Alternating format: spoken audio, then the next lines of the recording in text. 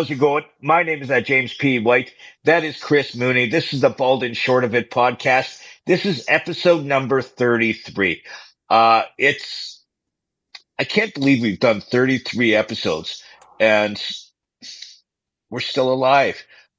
But yeah, we have a lot going on this show. We've had a bunch of things going on. We've got big news in sports between the Olympics, the Super Bowl, um, and you have some Blue Jays stuff that you want to talk about. We'll get into that in a bit later.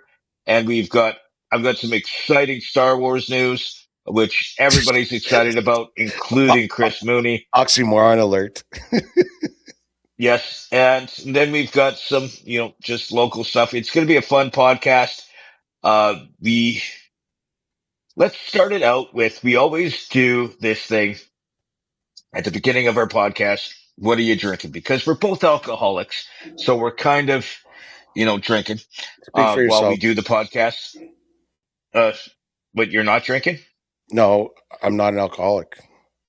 Yeah. Yeah. Me neither. I don't go to meetings.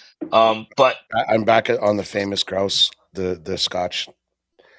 Just a lovely. we, uh, that's is that a bourbon or a whiskey? It's a Scotch. It's a mixed Scotch. It's like since 1800, or blended Scotch, as they say. And it's definitely really good value.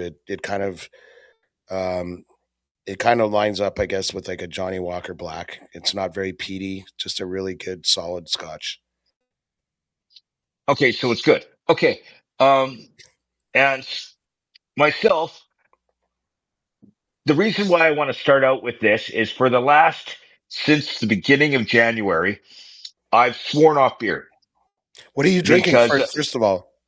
but You don't.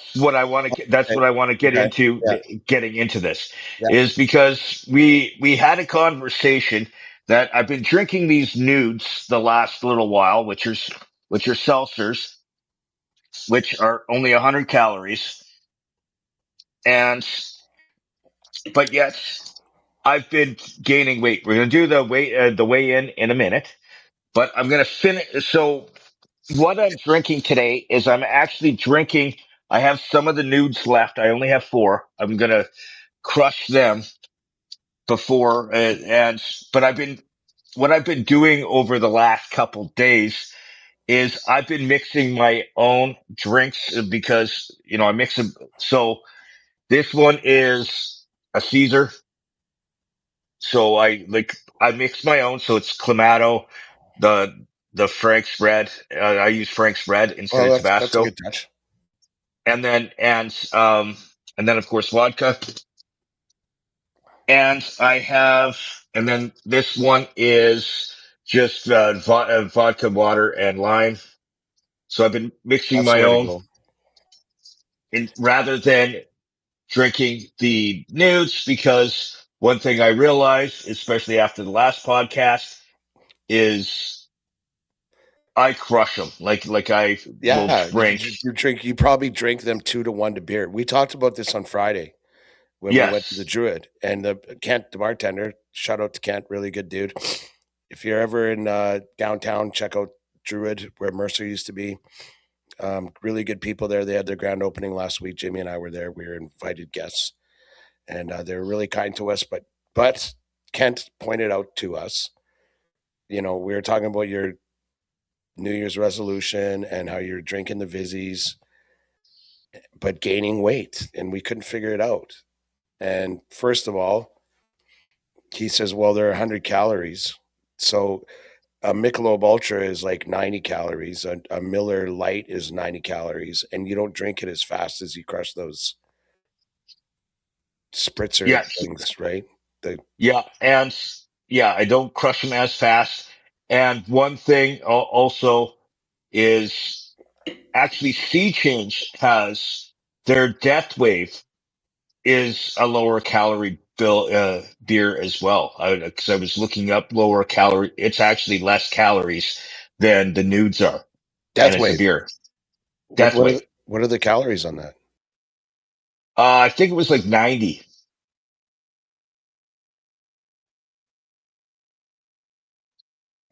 I didn't know that.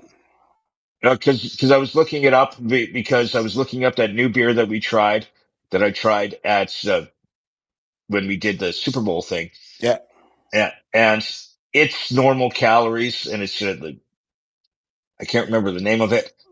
Uh, five I percent. yeah, but yeah, so I might switch to beer, but do the lighter beers. It's less alcohol, but it's You don't lower pound them. calories. You don't pound them like you do the other. No, So speaking of that, you want to hop on the horse? let's. See what? Yes, I was just looking up because I can't remember what my weight was last week, and I don't have it marked down on my form. And as we said, I should be prepared for this. Yes, But yeah, we did okay, I weighed 143.4 last week. last week. And hang on, the baseline weight. You can keep talking while you do that. The baseline weight from like the beginning of January, when you started the resolutions to which you're still committed. How much did you weigh? Uh, Wasn't it according, 130? but it was 131. Yeah. But then when I weighed myself the next time, it was different. And um but then I had to change the batteries. And so last week I was 143.4. This week I am 143.8. So I've gained like zero point 0.4. So this now that we're trying to diagnose your dramatic weight gain since you've resolved to live a healthier life, um, the new baseline is 143.8 because we've narrowed it down to the Vizzies and the seltzers and all that Yeah. as attributable to your massive weight gain. Yeah. But it makes no sense that I gained that much weight, but it's like Actually living healthier. it makes no sense. It makes no sense gaining 17 pounds in a week. Um, Unless you're crushing like 10 Vizzies, like 3 an hour, 4 an hour, because and, they go down so easy. and, but then eating pizza every day and like, yeah. But So you're not doing that, there, right? Like, it could be like, as I said, it was a scale issue. but you're not. Are you still committed to like all the other things, like the exercise Like and not eating the no garbage? fast food, but I am like I have had pizza in the last week, but I made my own, so it's not fast food. It's like it's healthy. Okay, we'll go with So that. and it's not a frozen pizza. I bought the dough Yeah, and made my own. but the dough's not nothing. No, but it's you can't totally Yeah, I drop know, I know, I know. bread and carbs and stuff like And that. you know what? It's There's something to be said for doing it at home, meaning like you're not on your ass ordering skip and crushing like just really gross, bad for you food, right? yeah, So that's a habit thing that you're out of, which is good. yeah. So one thing that kind of happened this week, I'm changing the subject slightly because we've already got into the drinking thing.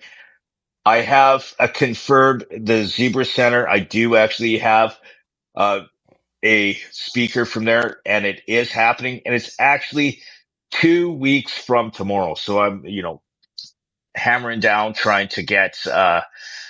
I've got 2 weeks to try and get this nailed down. So I have a speaker from the Zebra Center. They're a child advocacy group. Um, and I'm excited about that. I have an MC and it is on the 25th. So again, it's 2 weeks from tomorrow, which is the 11th, and it's going to run from 2 in the afternoon till 3. And it's usually very well received. If you are interested in participating in any way, watch my social media. I will be sending up a sign up list shortly. I'm just looking for another speaker. But other than that, Is that there is Pink Shirt Day. on that like webinar or whatever, however you want to characterize it, can people log in and watch and like comment? Yes, it's going to be on a Zoom, and we actually, because everybody that wants to be involved, I will actually post the link the day of that people can sit and watch. And We like just ask comment that though, like a person who's watching can comment. they, but not live and vocal, like in the comments Yeah, like section. just type in. Like Type in. if I wanna bully you, I can type in comments. Yes, Quit if quit you want to talking pull. quit talking, Jimmy. Nobody likes you. Yeah, that will go well. That will go well with an anti-bullying seminar. But yes, people will be given a chance to sign in and watch it. We just ask that you turn your cameras and Yeah, of mics course. off so that you are so people aren't interrupting the the panel itself. It's usually well received. This is, I believe, the seventh year I've done it in this way. So, I'm kind of excited about it. Good. It's excited and nervous at the same time, but watch my social media. I will be posting a lot more about that in the days to come. And yeah, it's in 2 weeks. Now that we're done with the Pink Shirt Day thing, over the last couple weeks, we have been talking about the Super Bowl and gambling and all that kind of stuff. So our previous wager dealing with the Super Bowl was for the game itself. Mooney, you had the Seahawks to win. I had of course, the Patriots to beat you. And we did double or nothing off the AFC, NFC uh, wagers that we had. So I previously owed you $25. With the fact that the Seahawks won, I now owe you $50. So And I didn't even have to congrats. twist your arm. You doubled down. I doubled down. I That's own it. all This was not. you have to own that. That was Oh all yeah, you. this wasn't you manipulating me or tricking me into it. You did trick me when it came to the AFC, NFC, but I Not don't want to, intentionally. beat it. Not intentionally. Not that person, not I, that I, kind of guy. I do not want to beat a dead dog, but yes. So I currently owe you $50, and after this podcast is over, you will receive that, from me in pennies. I have a proposal. Okay. Okay. You don't have to do it if you don't want to, but um, I'm not if doing another or double or nothing. no, I know. I actually I did pretty well when we were watching the Super Bowl. I ended up taking $20 off Johnny on all our little side bets. I did a recalculation and um, yeah, I oh no, it was 15 because he gave me 5 for we did the squares. Anyway, I came away with his 15 plus your 50. Not a bad little outing. Um, Yeah. so here's what I'm proposing. Rather than put that $50 in my pocket, why not, like, if you're interested in doing so, why don't you get a mic like the one I have? I could plug it into your computer or whatever, and it's a little over $100. I can send you a link, but you put that $50 towards something that you can use rather than just give it to Okay, me. the problem I have is I actually have a professional grade mic and headphones and all that kind of stuff. I just can't get it to work with with I just need some tech support to make it work with the program that we are All right, using I'll take the 50. I don't with care. Rumble. No, I actually do have a good mic that I use. That I will be using it for Pink Shirt Day. I have headphones. I have a good camera. Um, And it's just Rumble, like the platform yes, we're on. I just can't get it to work with Rumble. I'm still working on it. So Okay. I do actually have a really good both. All right. Well, you All right. see the drop down on the thing where you can click the video and choose your input and output and all that. No, I know. I just Okay. Yep. All right. will deal with that off air. Uh, Well, then I'll take anything my you want to? 50. Okay, you will get it. Anything you want to share from this week? No.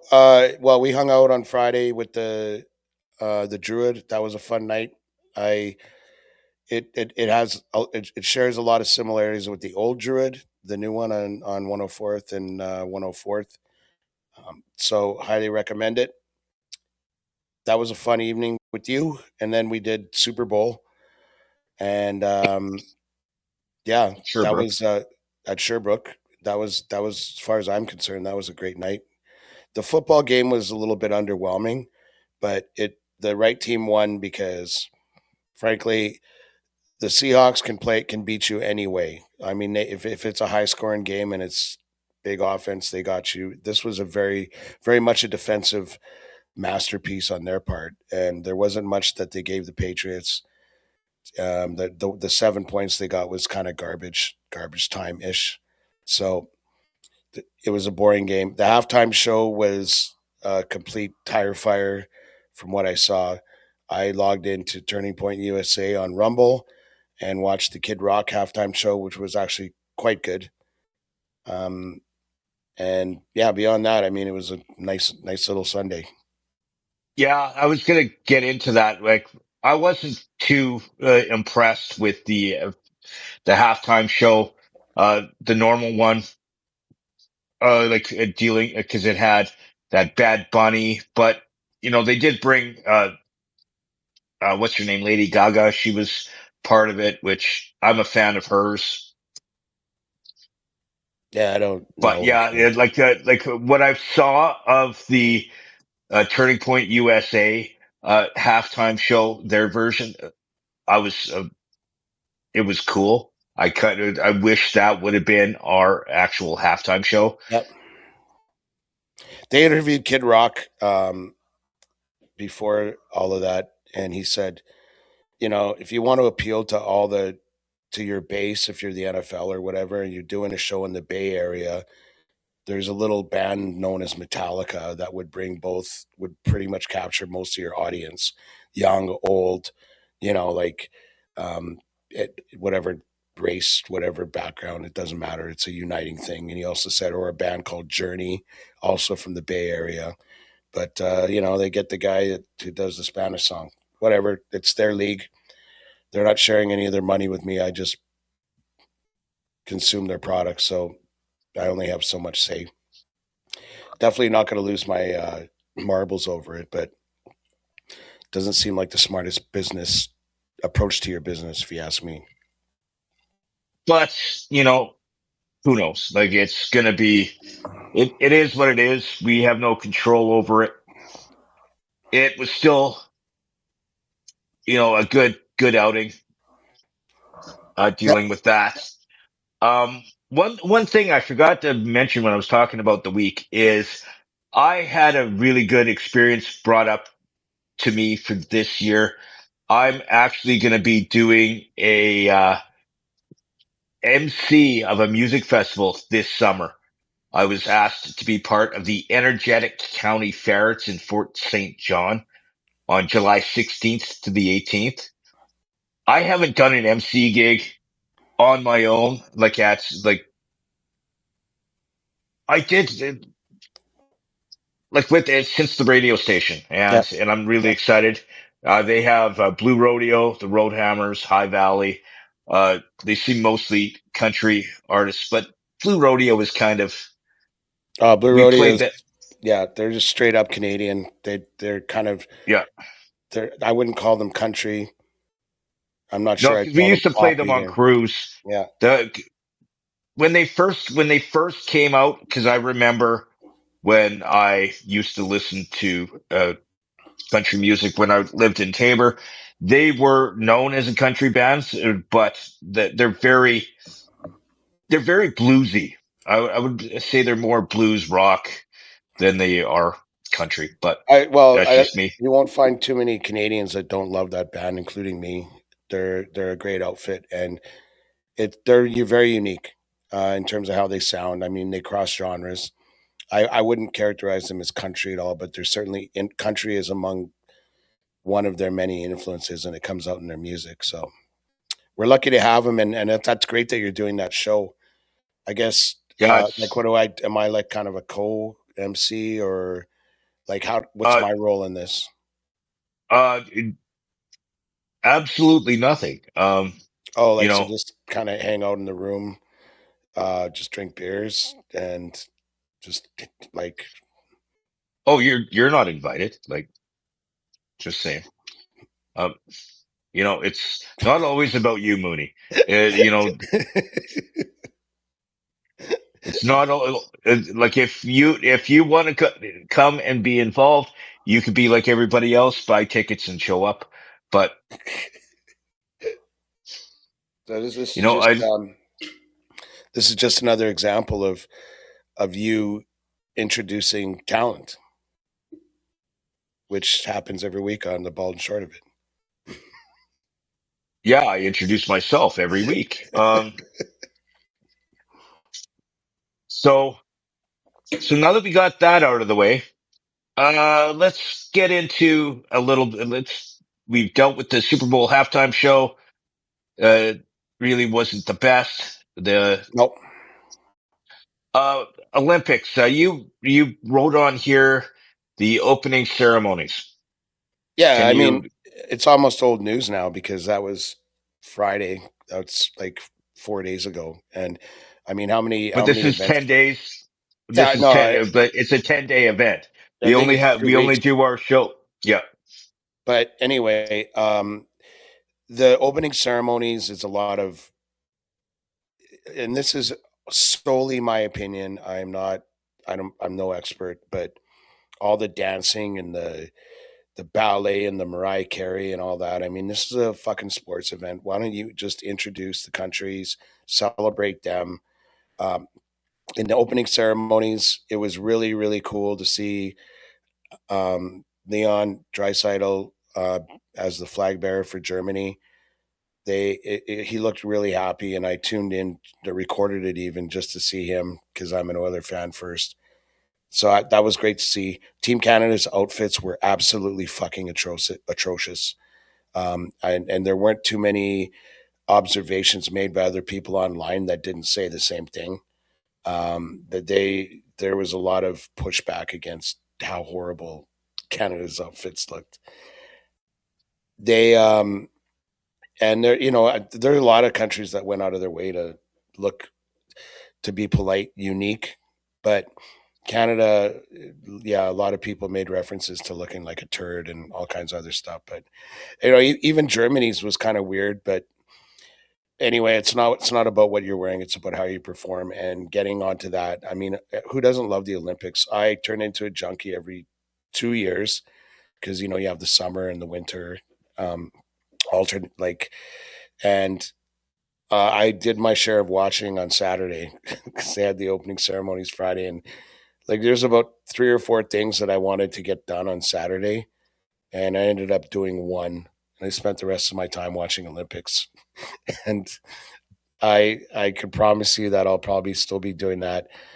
It's you don't take half a day off so that you can watch ski jumping on a fucking December afternoon usually, but when it's the Olympics, you get caught up in it a little bit, and it was really nice to see Italy already take some medals. I think they're right up there in the medal counts, and they're usually the home country does that. But the first, I think it was Saturday, the women's speed skating, 5,000 meters or 3,000 meters. The Italian lady won, and the Canadian person got silver. And I was literally happy. I was happy for her. She was really happy. Had her family there. It wasn't really expected, and then you win it on home soil. Good for them. Good for them. There's So always that little guy, that little subplot, where when you learn a little more about the athletes and you're a little more vested. We all like a good story, and I will say this. I mean, we're here in Canada. CBC's got the contract, but they spread it around. You can watch Milano Cortina events on TSN and Sportsnet because I mean, there's so much broadcasting burden. But whenever I can, I go on NBC, and their presentation is peerless. It's so good. It's so good, and like you wind up cheering for whoever they present a story on. And as far as engaging broadcasting, NBC rules the day, in my opinion. So you brought up the fact that Italy got a few medals. They actually are in seventh place when it comes to medals, but they have 11 medals, two gold, two silver, and seven bronze. Norway is ahead of them because they have more Yeah, gold. what are you They doing right now? uh, breaking down the medals. So you're doing a medal breakdown? Are you okay? Do you want to stop? As much as I Okay, love doing this podcast, so I your well being is more important to me.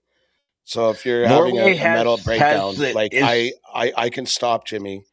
Like just say stop, and I'll do that. You mean too much to me for me to selfishly indulge in this podcast while you're having a metal breakdown. I'm sorry. I should have. Were there signs that I missed? Do you want to talk? uh we'll talk about bigfooting later. But right now, uh, because I like a good Sasquatch story or Bigfoot. But Norway has six gold and a total of 12 medals, but Italy has 11 medals, but they have mostly bronze. And Canada is in 13th place with one silver and two bronze What are with a the what? total of three medals. So like, who are the top five? Starting at one. The top five are Norway. Norway has 12. Germany has six, but they have three gold. Sweden has six as well, so they're like in second place. Swiss are in fourth, and the U.S. is in fifth Okay. with a total of seven medals, but they only have two gold. The A lot of that, especially in the early days, it depends on the events. So, like Norway, for example, they're right up there, but they're big in the cross country skiing and all that. So, if they have all those events early, it there might be other things that Norway is good at, right? So, their medal Yeah, count stays, and then a bunch of countries go up. they're mostly skiing events. Yeah, yeah. Same with Switzerland, to be honest with you. Yeah, they're mostly uh, skiing Yep. because they got a gold in the biathlon as well as a bronze, and they've got like cross country skiing, ski jump, Downhill. I think Swiss did pretty well in the downhill too. Either them or cross Norway. country. Yeah, so they did really well in those. We're going to have more to talk Most about on our next podcast as far as the Olympics go, because Team Canada starts their medal journey on Thursday. Thursday and morning at that's 8:40. The Team Canada men's Olympic hockey team, they play Czechia on Thursday at 8:40 a.m. I will be at Sherbrooke to watch that. Um, Janet's going to at open up. 8:40 a.m. Yes, sir. And then they play Friday at 1:10 p.m. against Switzerland. We're in a pretty easy group.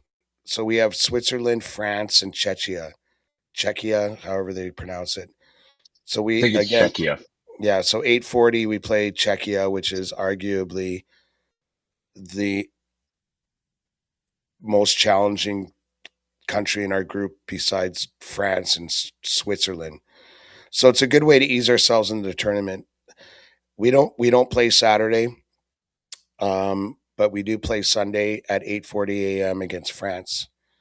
So I think this is get your legs under it, and then they go right into the quarterfinals. So it'll be interesting to watch.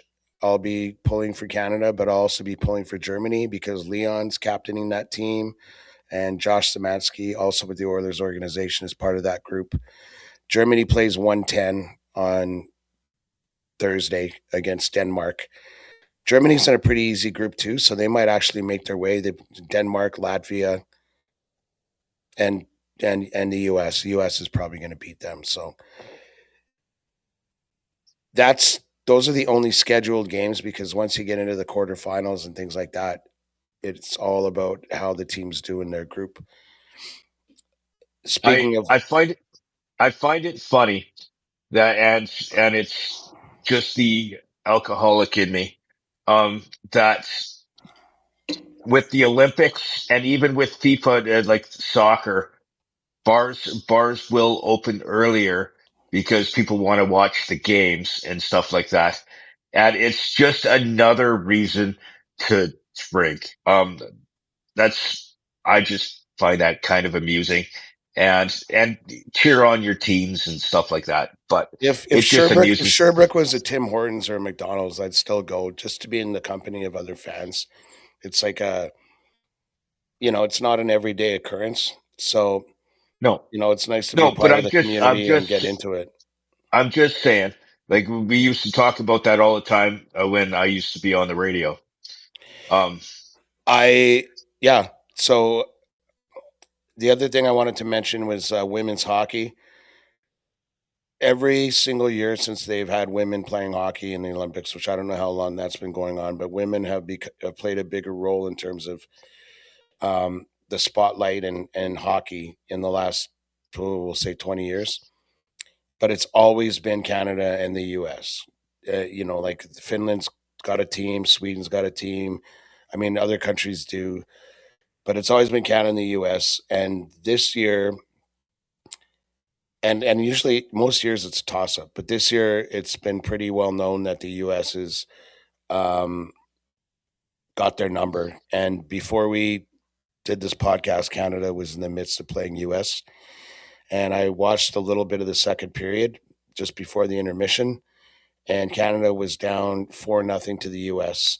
Game's probably over now, but we're not getting past the U.S. And if you're a fan of women's hockey, which I'm not particularly, but Canada's best outcome, I think, in the women's category will be silver. This is group play right now, so they probably will face the U.S. again, either in the semis or the finals. But you can. but our women's hockey team usually, like over the past several years, have medals in it at least in one way or another, Yeah, gold or silver. they're Like guaranteed to medal just on the basis of the fact that um, they're that much better. They in the U.S. are that much better than the other teams in the field, but other countries are slowly going to catch up, and that's a good thing. So, like, no complaints. I'm just but saying that this is but not the year. the thing is I would like, if they medal, They will medal. hey, that like the thing is there's still something to be proud of with that, and like Sure. if they're not first place, they're at least like up there. So I'm just saying I they think will medal. They just won't get gold.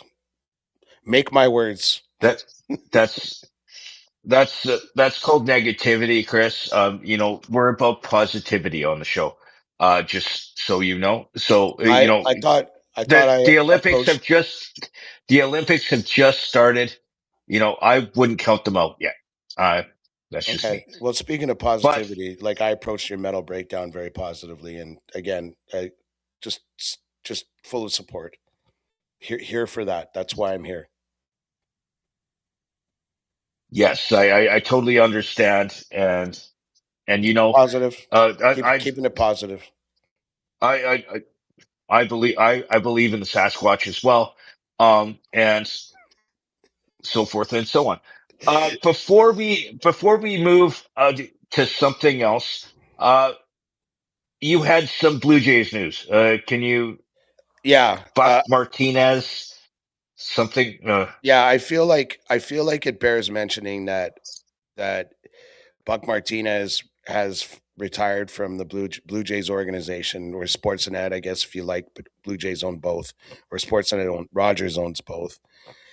But if you're a fan of Blue Jays baseball, as I am, and I catch at least 50% of the games every year, playoffs notwithstanding, Buck Martinez has been a companion on your journey from the beginning, basically. Like, he started with the organization in 1981. He was traded to the Blue Jays from the Brewers, and he was a little bit, I don't want to say long in the tooth, but he was closer to the end of his career than the beginning. And looking back on that time, he thought that this was kind of like my last stop before my retirement, and he ended up playing 5 years with the Jays, mostly as a mentor to Ernie Witt, who was a stalwart catcher for us back in the day. But again, in May 10th, the beginning of his journey with the Jays, 1981, as a player, as a catcher, he appeared in 454 games, mostly backup defensive guy, helping develop Ernie Witt. Like I said, he hit 222 during that period. He had what was that? He had 10 home runs in 92, 82, and 83. The broken leg double play, if you want to know what that is, Google it. So his career ended in 86 with the Jays and as a major league ball player. Then from 87 to 2000, so now we're talking 13 years, he went straight into broadcasting. He was a color commentator and analyst for the Jays. That was when they were on TSN. And just the love affair between Buck and Jays fans basically was then. Then in 2001, he became Blue Jays manager, and in late 2000, really, and but that's 2001 season. Didn't really do that well as a manager. 80 and 82 record in 2001, and he was replaced mid-season in 2002. So his overall record as a manager was a 465 winning percentage. And then 2003 to 2009, he left Toronto broadcasting, just left Dodge. He was an analyst for the Orioles from 2003 to 2009. That's a brief 6-year period. And then 2010 to 2025, he returned to the broadcast booth for the Jays, much to the pleasure of myself and millions upon millions of Blue Jays fans. He is the voice of baseball if you're a Blue Jays fan. If you're a kid from Canada watching ball, Buck Martinez is your man. And like I said, he started in the booth in 86. We didn't have Sportsnet when I grew up, or TSN, and you were lucky if you got maybe one game a week of Blue Jays baseball to watch, and not a lot of radio for that either. But when you did, Buck was your tour guide, so he kind of helped me begin to love baseball. And then, of course, when they started broadcasting every game, he's there with Dan Schulman. Buck and Dan, just a fantastic duo. And I should mention, he took a leave in 2022 for cancer treatment. And one of the coolest things is when he came back, and I think it was 23, might have been 24, the standing ovation he got from Blue Jays fans, it was heartwarming. I had tears in my eyes, the love that he engendered amongst Blue Jays fans for himself. And his retirement was announced a little less than a week ago, and I read an article, and it's like every single person from a lowly grip on the broadcast to like his partners in the booth to the players talk about the impact that he had, not just on their baseball journey but on their lives. So that's a good man in the organization who became an ambassador, and I wish him all the best in his retirement, and I'm grateful to have had him as my tour guide in my journey through baseball. So to Buck Martinez, all the best in your retirement.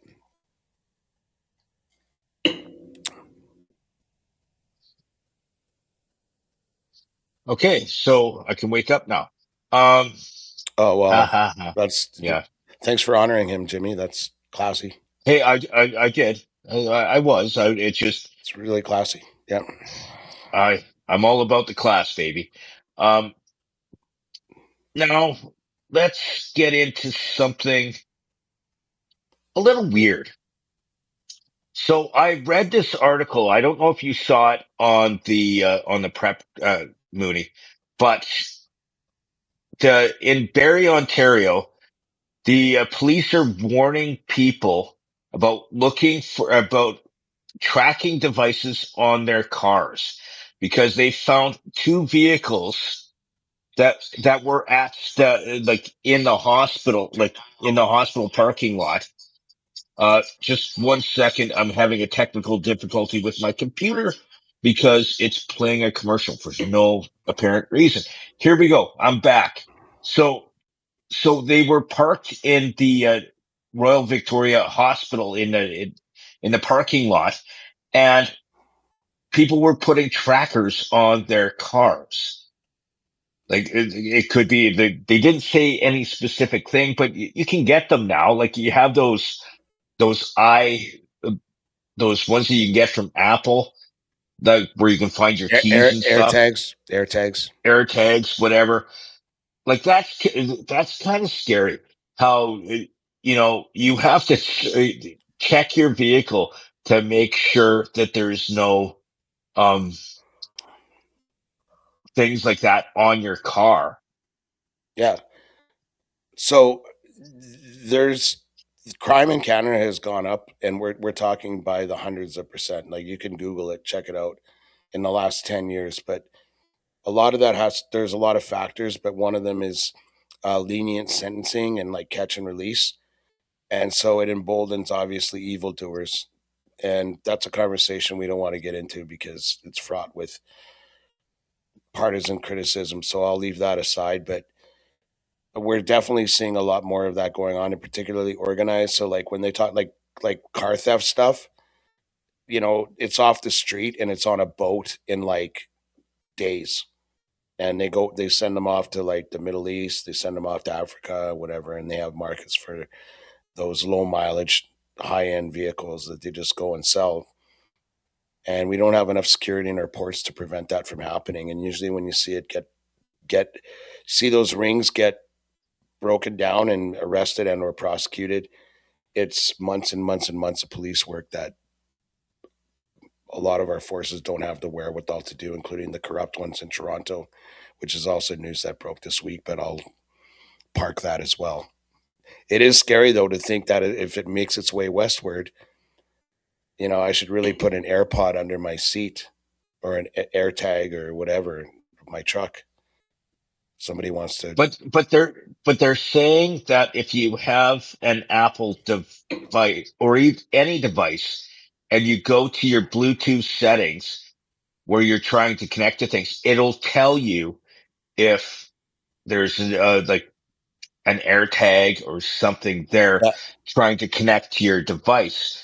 So you can be it'll warn you that you may have that on your yeah. vehicle. Like if I lived in the GTA, I would be doing, or Quebec, like Montreal, I would be doing that already. I'd tape a Apple AirTag or whatever Google uses to like the bottom of my driver's seat or something, so that if I wake up and my truck's not there, I can at least track it. Yeah, but it's just that also, but where I was getting at is when you get into your vehicle or whatever, and you open up your Bluetooth settings, it will tell you what's nearby. What do you like? I Like have. Okay, so, hang on. Just so I understand, so if you I get open I up, get if a you I open get up a your Bluetooth, I get if an you open up AirTag. your I put it on my seat, and I get into my truck, and you're telling me it tells me that the AirTag is on my truck. yes, if you open up your Bluetooth settings, if somebody else has an AirTag on your vehicle, if you open up, you know, search for device, it'll give you the options. And if it says AirTag, you go, okay, there's an AirTag nearby. It could be on your car. Oh, Is what okay. I'm You saying mean is when you go to your Bluetooth settings and search for a device, it'll tell you if there's an AirTag Oh yeah, nearby like or if a you do that with laptop your phone nearby or your or whatever, and whatever. you And yeah, then it'll tell you. It's just, it'll tell you yeah. if your car is being tracked. But that's kind of like that's just before the horse leaves the barn.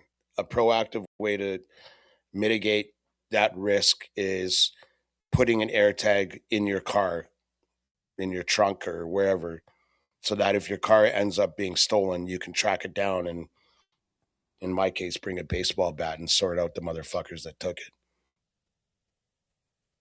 Or you can go that way. Um, yes. So just be aware. Like it's creepy as hell that we have this technology that is supposed to make it easier for us to find stuff if we've lost it. But now people are corrupting the technology to use it for crime, which Yeah. blows my mind. It's one of those things that you go, you know what?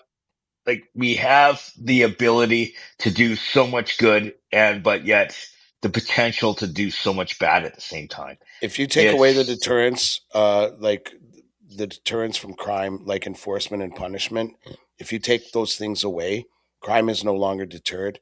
And so it's encouraged to proliferate. I don't think anybody can disagree with that, in my okay. opinion. You know what? But it blows my mind where it makes things so much easier for for people and people can corrupt the technology and they do. And like it, Yep.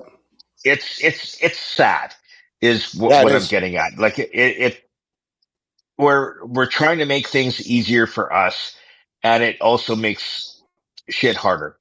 And it's, it's asinine. Um, but I want to get into something that I'm kind of excited about on a different note, as you say. Uh, on February 8th was actually John Williams. It was his birthday. So if you, he was born February 8th, 1932. So he's 94 years old. If you don't know the name, I know you do because his son is part of Toto, but I'm not getting into that yet. I want to get through my stuff first. So John Williams, he is known as like he's uh, been a composer for many movie soundtracks. He is known for Star Wars, all the like the original movie soundtracks, and Indiana Jones, Jaws, Jurassic Park, Schindler's List, the Harry Potter's movies, E.T., and many more. Did he do He's Superman? 90. I don't think he did, but he might have. Superman, like the Uh, original Superman with Christopher Reeve, like the movie, uh, like that had some pretty kick-ass music. he might have. I'm looking that up right now, but It sounds very John Williamsy. it does, and he could have. I think that was it. I think it.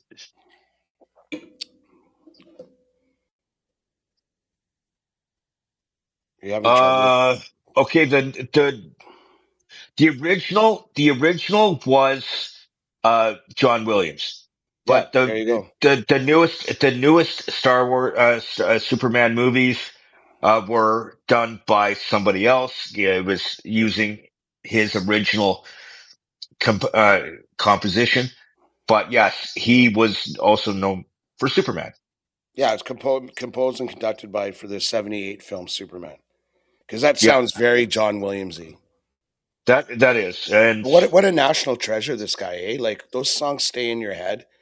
I mean, can you think of any other like just regular movie where the song stays in your head? I mean, that's crazy. Did he do Jaws for Spielberg? he did Jaws, he did Wow. Jurassic Park. He did the Harry Potter movies, Indiana Jones, His son not just Joseph Star Williams is Wars. the lead singer of Toto.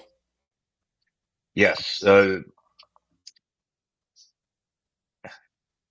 I love you, man. And like there's like He helmed Joseph Williams, lead singer of Toto, helmed arguably their second, perhaps third best album, called The Seventh One in 1987, featuring such stalwart hits as "Can't Stop Loving You" and "I Won't Hold You Back." I Won't Hold You Back. I think, or anyway, another Steve Lukather classic. Also, Pamela was featured on that record. It was really a comeback for them after the success of Total Four. But anyway, you were talking about John Williams. yeah. So he turned 94 on February 8th. So he has retired from as a composer and orchestrating music, but like he's known for so many soundtracks. Like just what we touched on Yeah, is a tip of the iceberg. 100%. Um, I should tell you, and maybe you can add this to the end of the podcast, like when you do the editing. But there's this really cute video that I came across. Someone shared it on Facebook or something of these kids. Like I'm talking like a couple of teenage, like nerdy kids, on the curb on the sidewalk in front of John Williams' house, and one's got like a trombone and one's got a trumpet or saxophone or whatever, and the two of them are doing the Star Wars theme in front of John Williams' house. And by the way, you'd think a guy lives in this massive mansion, but it didn't look that big. I mean, it'd be like if they're in front of my house, and believe me, I don't live in a mansion. And at the end, he comes out and shakes their hand, and he's just a really good dude. And I just thought that was just so friggin' cool, like in so many ways. But just you've got these kids that are minimum 80 years or 75 years younger than him come to his house to pay tribute to him, and he comes out and shakes their hand like a gentleman. Just really cool. One of those uplifting type videos. Check it out. At least watch it yourself, but you should share it if you can. so what I recommend for you, can you send me the link to the YouTube or whatever it is that you saw it on? And we will put that in the comments on Yeah, our post because I yeah. can't pull the video and put it as my own content or because that's stealing content. We don't do that on this podcast. Um, just saying. Yeah. And now that we got into the John Williams and touched on Star Wars, I'm excited about something. And this is not something that you're going to be excited about, Chris, but I don't care at this point. But the thing is on next year, for the 50th anniversary of Star Wars, it's going to be February 19th, 2027. They are actually going to be playing the original release of the 1977 limited soundtrack for like the original movie from Star Wars: A New Hope. It's going to be playing in theaters. I'm excited about that because when they came out in the 90s, when they came out with the special edition with all the added scenes, this will be the first time the original movie was played in theaters in since 1977. So it's going to be, as I said, February 19th of next year, so 2027. I'm excited. It's the 50th anniversary of Star Wars. That is really cool. Oh yeah. That uh we talked about this before, didn't we? Like the original cut, and I remember when we did talk about it, you suggested that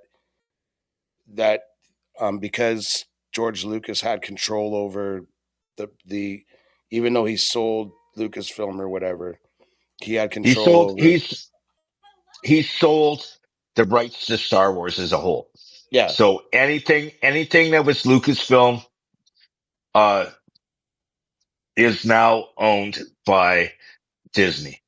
But But I know, but when we talked about this before, um, you suggested that he did have he maintained control of the original cut or something like that. no, that was a conversation that we had where we weren't sure if he did, but Mm. Obviously he doesn't if Disney is re-releasing it. So, So how do you think he feels about that? I think he'd be okay with that because that movie, the original movie that was released in theaters in 1977, like caused like on opening day, that movie like was one of the first times that people lined up for miles Yeah, and you know to what? Like, to get what a in. cultural landmark. And here's the other thing to think about. I mean, with the exception of like Alec Guinness, like who a lot of those actors was like their first role. Like it wasn't like Marlon Brando on the marquee, or there wasn't anybody. It's kind of like almost unknown actors. And for this thing, I mean, it just testament to the storytelling, and obviously like testament to the storytelling, the cinematography, all of the things that made that a special movie. So yeah, although it might come across 1977 I mean, for particularly for nerds like you, it's like a reason to celebrate. Oh, Right? it's gonna be huge, and I'm excited. I'm definitely gonna go. I will buy my tickets in advance. I will dress up as probably Darth Vader, and show up with one of my lightsabers, um, like a nerd does. I'll Why I'll not? go. I'll go. I'll go with you. I'll drop you off at the Uh, front, and we'll get tickets I, away I, from each other. I, I don't, I don't know if I want to invite you because you're you're anti sci-fi, but I'm not anti sci-fi. Like we've talked about this. We don't have to go through this again. no, we're I'm not going I'm to. But I'm anti nerd cosplay. How's that? I'm not.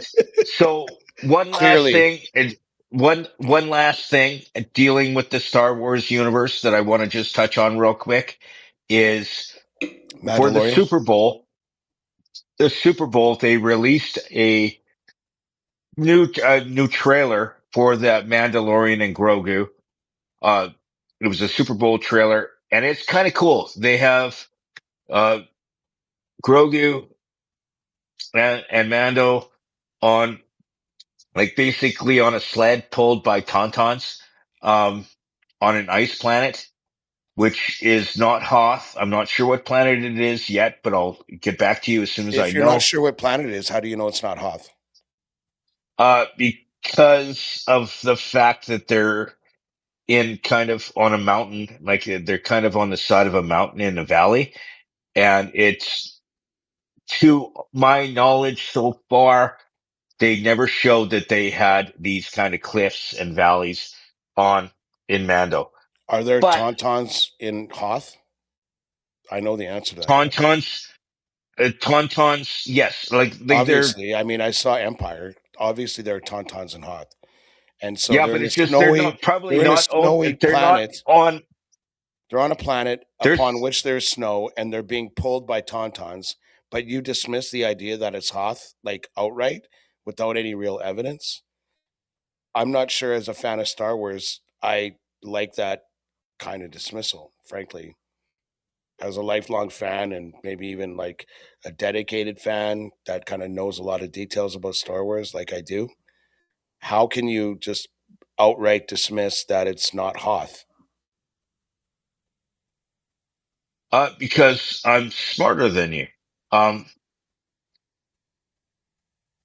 I feel like it's irresponsible intellectually and culturally for you to make such a conclusion without any evidence, without anything to validate that I would say, careless and irresponsible conclusion. So, are you going on the interwebs and No, to no, like I going was on just the looking nerd up. sites, to Star No, Wars, I was like just cousin going. fucker sites?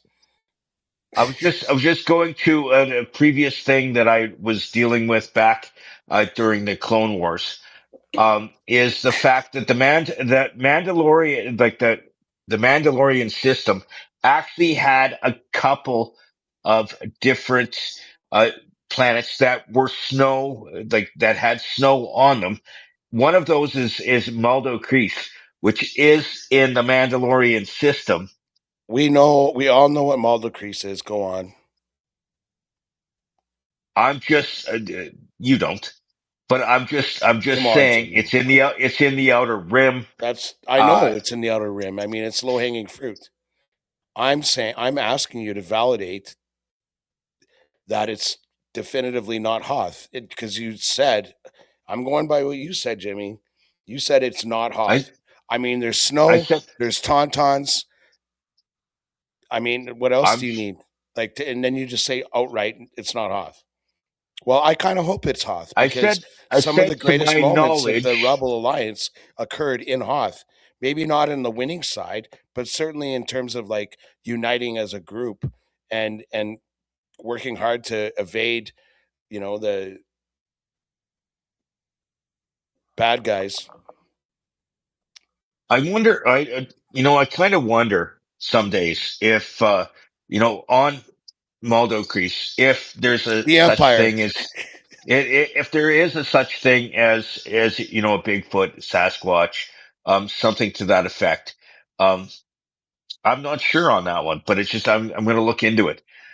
But now that I've done my Star Wars news, um, and feel so much better about my life, let's so. But I still I'm serious.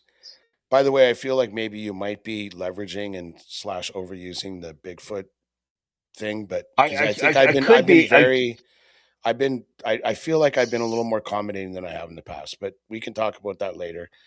I I'm still want you to tell me why you think that Mando and Grogu are definitively not on Hoth. I'm just figuring that they're probably because Hoth was not in in the same system as Mandalorian, like in the Mandalorians. I'm just saying I'm just going by Nerdville. Okay, but let me ask you this then. We have there's even here on Earth, we have species that are only native to some continents, like, whether notwithstanding, we have that, but you have like species of creatures that are cross planetary. Like if we went to another planet, like you'd run into people that looked exactly like human beings or exactly like lions, but you have tauntauns, and then all of a sudden, like they just get, like another planet, different solar system, different atmosphere, but there's still like tauntauns exactly like we remember tauntauns.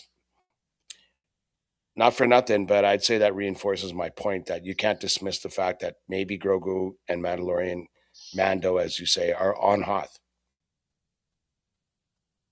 Can you at least concede that? His name is actually Din Djarin. I just call him Mando because that's what he was known as, but his name is Din Well, that's Djarin. that's what we all call And him in the group. if we're In the getting into community, we Grogu, call him Mando. it's if we're talking about Grogu, there's actually Din Grogu. If we want to be, sticklers. But I know, but I mean, as part of the community, like we have vernacular that we all use. You know that, Jimmy. okay, so I love you, man, but some days I just want to make your death look like an accident. Um, now, okay, I don't want to get into this in a big way. Like too much. Like, I'm changing the subject here. We don't want to. Are In you talking about Amerjade? Because we don't have to do that. Okay, let's not do that. Okay, I'm Because I'm just gonna. I'll just do a not. quick highlight. Like if you're from Edmonton or just even just a citizen of Canada,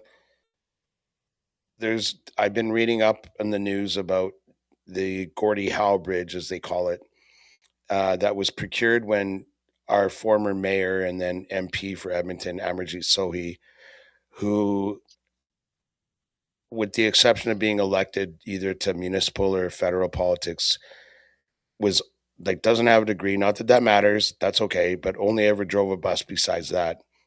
Besides immigrating here in 1981 from India, he was infrastructure minister when they commissioned the Gordie Howe Bridge that Canada promised to pay for.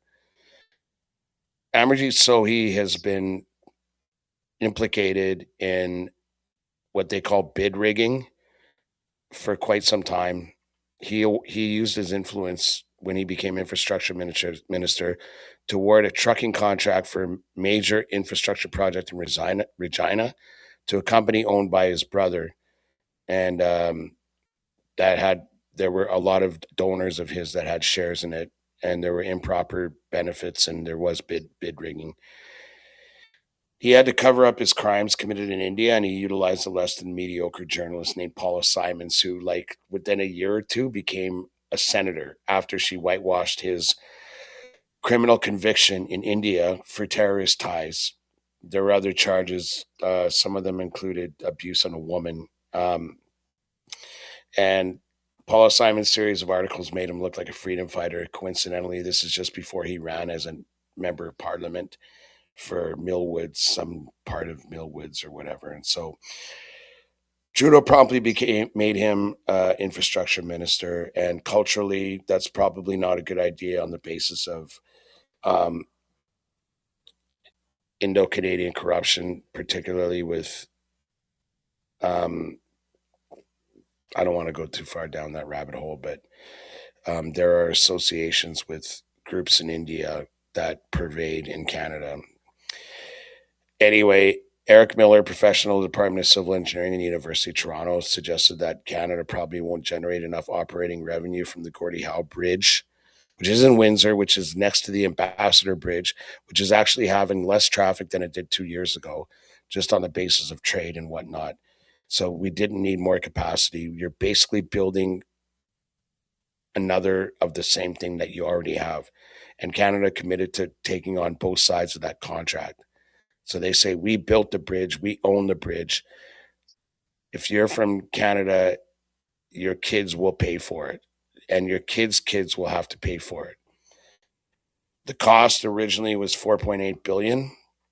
Now it's $6.4 billion. And then when you're talking about paying off the debt, the economic feasibility of the bridge project will probably bear a hidden cost from which we'll never recover any of that money, even when you add in tolls. So how do costs go up more than double in 6 years? Well, let me tell you, it's because of contracts. It's because of bid rigging, basically. And there were some questionable stakeholders in that bid process, one of whom withdrew, but then was invited back, Aecon. Their SNC Lavalin was involved. They didn't use Canadian steel nor US steel. They used Chinese steel. It looked from the jump like an enrichment P3 project. So corrupt construction giants participated in the procurement project like SNC Lavalin, Vinci, and ACS Infrastructure. The early stages of the project were overseen by Canadian politicians with direct ties to Sikh extremists, namely affiliates of the World Sikh Organization, WSO, whose executives have long history of proximity to violence and terrorism. Do your own research. I'm not making any conclusions about anybody, but when you have a former suspected Khalistani terrorist who was jailed in India and who faced credible allegations of corruption in other contracts when he was infrastructure minister, particularly those involving his donors and his family, i.e. his brother's trucking company, and then he does a $4.8 billion bridge, which is now $7 and change billion bridge, which will end up being in the tens of billions of dollars, and we're paying for it. One wonders who's spending our money and where it's going. He hired a World Sikh Organization executive's son as assistant at the time, while the other son was hired as a director of operations by Defense Minister Harjit Sajjan, whose father was also a World Sikh Organization executive. I'll leave it at that. But when So, a guy's been in jail in another country and he's running for MP, and you have a member of the media in Edmonton writing glorious articles about that person, characterizing him as a freedom fighter, and then within a year or two of those articles being written, which basically allowed him to become a member of parliament, that writer, that journalist, becomes a senator. And then this guy, his brother, gets a major contract. but I so is I'm what okay you're with saying. coincidences, but I mean that just defies credulity. So is what you're saying is that our country may have Mate. corrupt politicians. Yeah, and Is that what you're saying? So is what you're saying is that there are politicians out there that are in it for themselves. it sadly that appears to be the case. I am very much I'm by no means naive, and I'm very much I hate to think that that's the case, but the evidence is overwhelming on the whole, But and we haven't even where I'm gotten to getting any of at them. is where I'm getting at is no shit. Like we've Are had you so many suggesting that no, okay, we should accept just that? wait. No, just hear me out. Just hear me out. Okay, we've had over the years, we've had a premier. I won't mention any names, but it might rhyme with Allison Redford. That was removed from office because of some self, you know, Enrichment. self-promoting stuff that she did. So, like, there's been so many politicians out there that have been in it for them or or, or their constituents, their friends, their businesses. Like, it's not something, the thing is it's not something that we can control. That, like, so get rid of him. He's no longer a politician. Like the thing that no, just hear me out because there's been so many politicians since the beginning of politics that end up leaving office or being forced to leave office because they're self they're about themselves. They're about self like what's in it for them. And she's like he's not the first one. There's been so many of them. And that's what annoys me about politics is the fact that, eventually the people that we vote in that, we're hoping will be a breath of fresh air that will help be about the country, be about the politics and, Principled and not, politician. and not and not about themselves. But everybody, like in one way, shape, or form, gets corrupted by the power, corrupted by, hey, what's in it for me? And And this isn't he isn't the first, and he won't be the last. It's you know, power corrupts.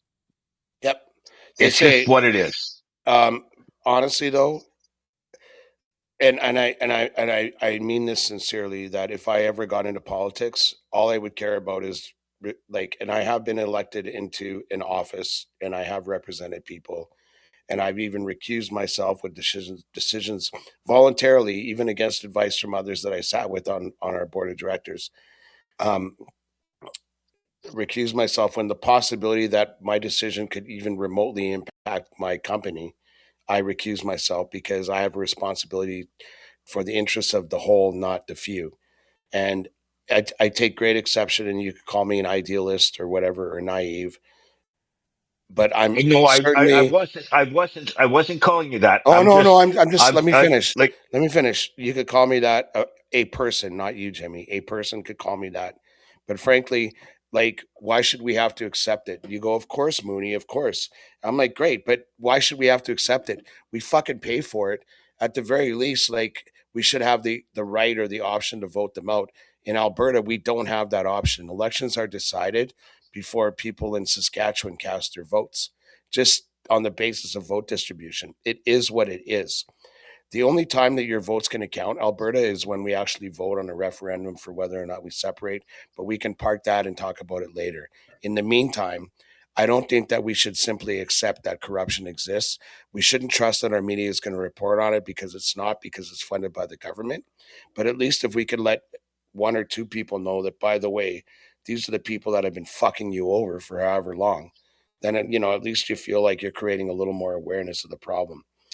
For example, in 2000 odd, I can't remember when, Bev Oda, she was a conservative minister, so it would have been in this 2006, 2010, sometime in the Harper administration. She charged a $16 orange juice, and she was forced to resign. Now I have a flight log for Mark Carney. He went with his wife and daughter to Rome, Italy, from May 16th to May 19th, 2025. And the cost of in-flight catering, including other related fees, was $93,780 and 18 cents for a 3-day trip to Rome, Italy, from Ottawa, mind, I presume, with his wife and his daughter. And you will not read that in the media, sadly, but it is what it is. And if I long for the days when an MP gets voluntarily is forced to resign. I say voluntarily, voluntarily slash is forced to resign over a six. I long for the days when a $16 orange juice outrages the Canadian media enough that an MP is forced to resign. Because this $93,000 in-flight catering for a 3-day trip with your wife and your daughter for what, a 6-7 hour flight? I mean, that's when you know you're getting royally fucked. And guess what, Alberta? It doesn't matter who you vote for. It only matters what Quebec and Ontario vote for, and the other eastern provinces, before the vote even gets here. So if you think for a minute, even if you think that's wrong, good for you. If you think for a minute that you have the ability to change it democratically, good fucking luck, because you don't. yeah, I do agree with you on that thing that the West has no control over who's in power. It's the East. It's Ontario and Quebec. It just But it's the system. It's the Westminster parliamentary system. But again, I don't want to bore anybody. I've probably done that enough already. But okay, it's important to understand that. I want to get into a couple of more things that are kind of interesting. So To you, you might find this interesting too, because we love to go to live music shows. Like that's just what we do. And the thing is Kid Rock, and some members of the American Senate are dealing with the fact that basically Ticketmaster and Live Nation have a monopoly on concerts, and the fact that Ticketmaster and Live Nation they merged, and so our ticket prices are fucking insane to go to concerts that's involved with Live Nation. And because of bots, and because of the fact that, you know, they control everything, they have a monopoly on live music. And I find it I find it awesome that someone like Kid Rock is fighting to lower the prices of tickets for us. Yep. Like it's insane how much it costs to go see these concerts that the artists want us to go see, but they have no control over their own pricing. No, they It's don't. so it's so dumb how that works. And I love like people like Kid Rock. Another artist that's very focused on making sure that tickets are affordable is Garth Brooks. Cause I remember he was like pissed off about all the scalpers, like, for his shows. And like when he was here a few years ago and he did what, eight, nine shows at Rogers? Yep. I think it was even more than that. I think it was 9. It was It's 9 in a row, and he actually got a banner put up for that. We talked about that a little bit. Yeah, like but it was not nine in a row. It was like Thursday, Friday, Saturday, Sunday, and then Or like Thursday, nine. Fridays. Yeah, Yeah, a nine show like residency. yeah, And but that it does, by the was way, that does not happen in Edmonton, Alberta. Like, we're not talking uh, about entertainment meccas of the world here. no. But I'm just saying, like with the ticket prices and and how expensive it is. It's because like some of these companies like Ticketmaster or some of these other scalping sites, they have bots that buy out tickets. So Yep. then you have to, so then it's sold out. So you have to go to like these scalping sites. Yeah, I think that the here's the thing that I like anybody would find troubling, but Ticketmaster is obviously a monopoly. And believe it or not, they've actually done a pretty good job of um, protecting themselves in the face of sites like StubHub that compete with the secondary market because now they do their own kind of secondary market shit too. Like if you've ever gone to Ticketmaster and you see the resale or whatever, like people can do that there. It's one stop shop. You want to resell your tickets, you don't got to go to StubHub. It's a racket for sure, and I mean all of us know what it's like, the markup per ticket, what Ticketmaster charges, and it's all online now. So really, they don't even bear a cost. It's insulting, but they're the only player in town. You got to do it.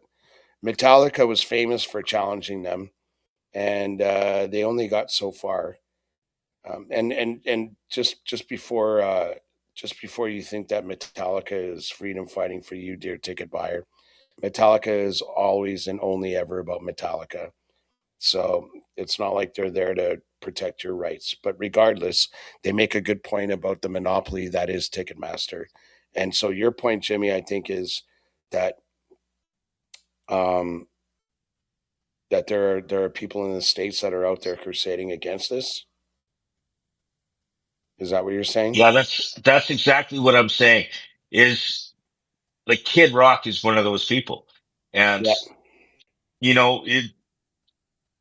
it impressed me, and like because I saw a like it was on the news, and he was in the Senate buildings Yep. with a senator to the Senate and courts going, you know, something has to change. Yep. And he's there is some self-serving nature with that, with as an artist like that, because he wants his actual fans to be there. He wants them to be a sold out show, but he wants to be a realist as well and go, hey, like he needs fans. And if they can't afford to show up to the show, they're not going to be sold out because people can't afford it.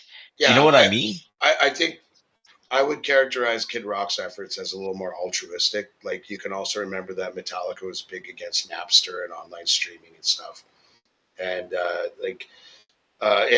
I'm not going to go any further than that, but I will say that um, Kid Rock is more about like righteousness, like particularly, he's made his money. He's a happy fellow, but he's a principled defender of like American values, in my opinion.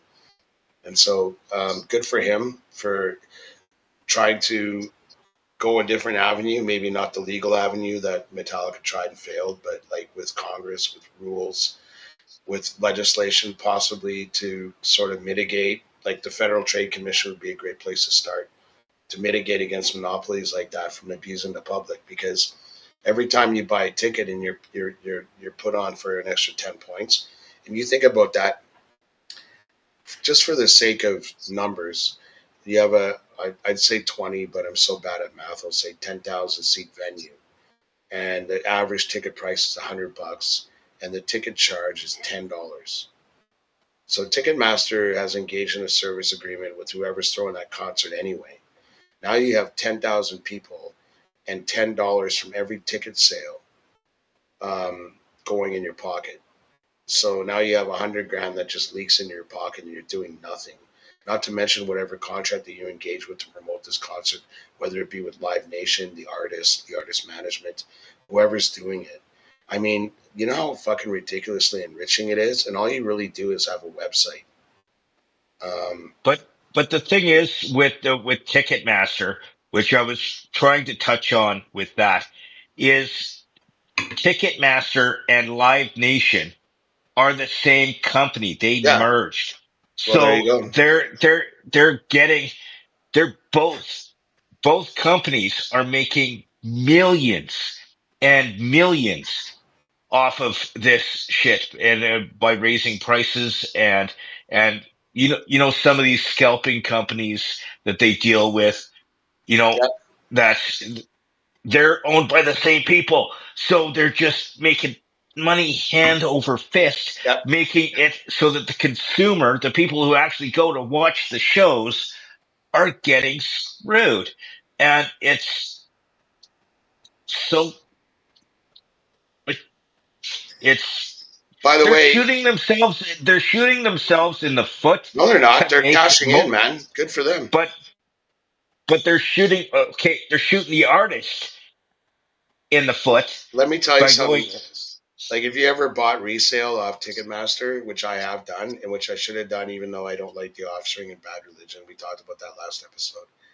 But if I jimmied a pair of tickets or a ticket for like $60 off Ticketmaster, and I process it, I would have been charged the fee for buying the resale tickets. And the guy who sold the tickets to me, who already bought them from Ticketmaster, already paid that Ticketmaster fee too. So Ticketmaster gets the fee times two, not just from the guy that bought the tickets from them, but the guy, me, who puts half of what he paid back into his pocket. You look like you're laughing at something. What's so funny, just, motherfucker?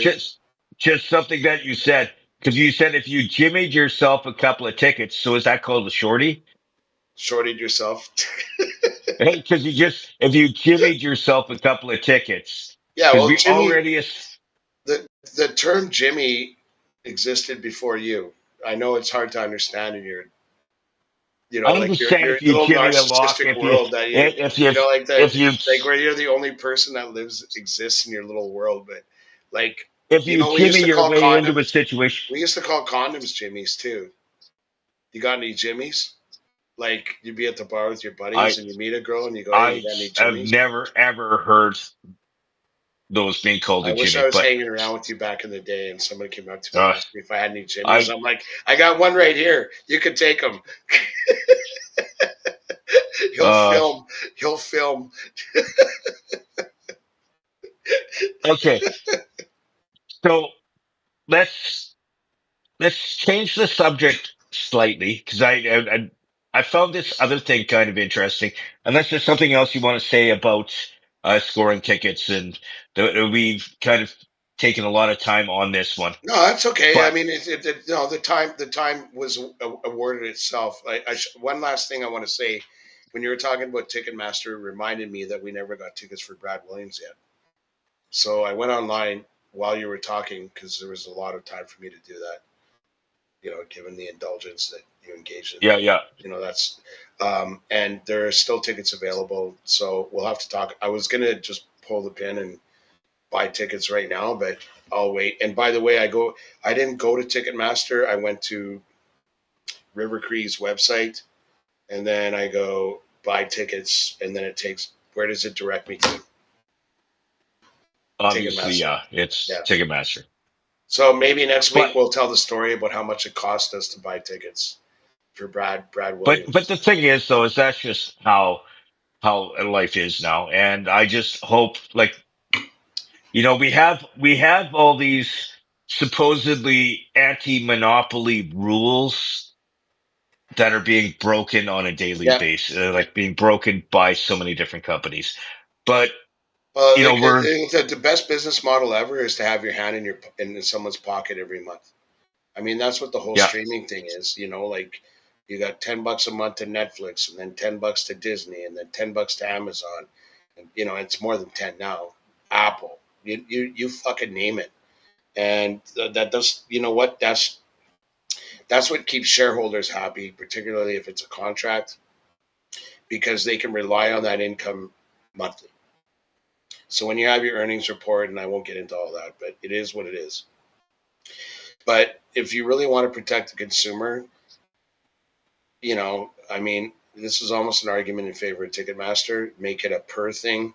If I watch a show, I got to pay $2 or whatever the fuck, like 10 cents, whatever. But this monthly commitment or this thing where they know that they got this many shows, this many tickets, they're taking this much out of people's pocket. Yeah, we get fucked enough, particularly in Canada. But anyway, I'll leave it at that. Sorry, Jimmy. Go ahead. So a couple of episodes ago, I believe it was episode 31. I Yeah. could be wrong, but I'm pretty darn close. We were talking about traits of an emotionally and intelligent people. So there is 12 of them. And we did half because we were delving into it for a really long period of time. And I'm just going to touch on the ones that we hit: awareness of your feelings, staying in control, self motivation, empathizing with others, being open minded, and Socially being socially comfortable. comfortable. Yeah. And so There's now six more. there's six more. So the Yeah. seventh one is resolving conflicts constructively. And this one's kind of interesting because you kind of talked about it off air. So if you don't know, me and Mooney, we actually don't always agree with each other. And we sometimes, In case you don't know. and we sometimes, may rub each other the wrong way, or, cross lines that we didn't know were there.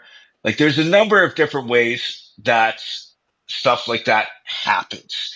And the thing is to be honest, we are people. We all have hot buttons that people don't know.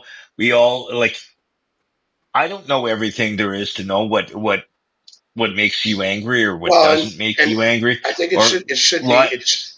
yeah, like if you don't mind, like I think it should be mentioned that too. Like hot buttons sometimes are a moving target. Like um, some of the most safe and trusting relationships you have, the people with whom you have those relationships become the easiest targets when you're upset because like there's some comfort and some confidence knowing that they're not going to go away when you lose your shit because you're upset about something.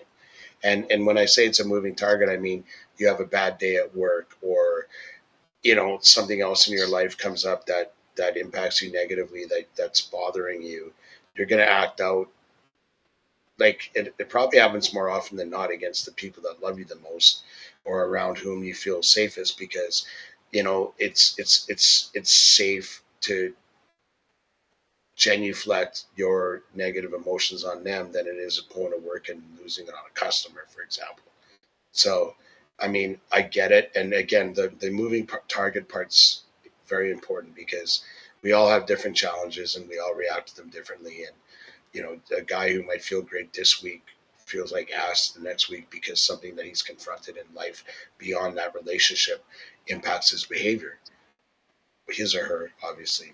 So that's a moving target. But again, like resolving conflicts constructively is like super important, insofar as like you're not going to take a flamethrower in a relationship, and you should be, when we talk about empathy, um, respectful enough of that relationship that you're not going to be selfish enough that you're going to uh, necessarily, and I don't know, like hold the relationship hostage or something, because again, that's just selfish. I'm going to come after you. Like, but it is a natural inclination to sort of lash out at the people that you care the most about, because you know that they'll still be there tomorrow, even if you blew them up. Um, but So they say we emotionally intelligent people resolve conflicts diplomatically, practice empathy, listen to all perspectives, focus on creating win-win outcomes, staying calm, avoiding assigning blame, and handle disagreements with tact. So effective conflict resolution prevents unnecessary tension and strengthens relationships rather than tearing them apart. So a lot of that has to do with not being selfish and exhibiting, or at least practicing empathy enough that you consider, despite the fact that maybe you're upset about X, Y, or Z, that you're empathetic about how that might impact your friends or the people that love you the most. That so that they understand that it's not a personal thing. It's me battling whatever it is I'm dealing with, in my opinion. but also with dealing with conflicts constructively, and I'm going to speak from personal opinion, is the fact that in a case where you and I had a bit of a conflict, I'm the kind of guy that I need to separate myself from the situation, breathe, calm down, and then deal with it with a clear mind. Because the thing is you can't deal with a conflict when you're angry. If a hot button has been crossed and you try to deal with the situation right there, then you might not be able to clear the situation because you're dealing with it uh, in the Emotionally. heightened emotion. When you step back, relax, look at what happened, and went, okay, this is what happened. This is the situation. This is why I got set off. Let's deal with it, and then you That's talk actually about it. really Then you healthy. can, because you can't, like, if we would, like, in this situation of our conflict, if we would have tried to deal with it right then and there, when I was fired up, when I was bothered, it might not have been resolved properly because we were in heightened emotions. You know what I'm saying? Yeah, there'd Like, be like more shrapnel on the battlefield, and more things to have to overcome because of a heightened emotional reaction, and all the shrapnel that kind of you know comes from that. And so yeah, like that was a smart. Whether you know it or not, and frankly, I'm surprised, but whatever. It's a uh, mature thing. It's a mature thing to go. You know what? I value this relationship too much to allow my emotions to impact that relationship in a negative way. So I'm going to step back and process what and happened, deal and determine where I'm at fault, and perhaps where the other party is at fault, and then discuss it in a more um, calm, understanding, and understanding way, right? understanding, and to be honest, at the Actually, time of our empathetic way, really.